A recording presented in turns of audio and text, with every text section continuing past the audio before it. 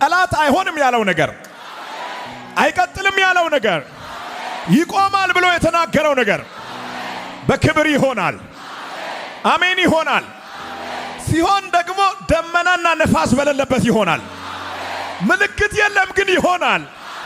ደመና የለም ነፋስ የለም ግን ይሆናል።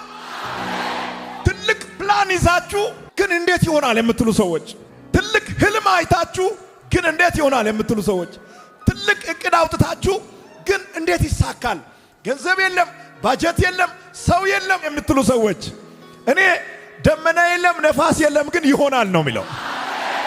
2014 በሕይወታችሁ ላይ አዲስ ነገር ይሆናል። ነብይ እዩ አይደለም ይሄንን ቃል የሚናገረው፣ እግዚአብሔር ነው የሚናገረው። ይሆናል።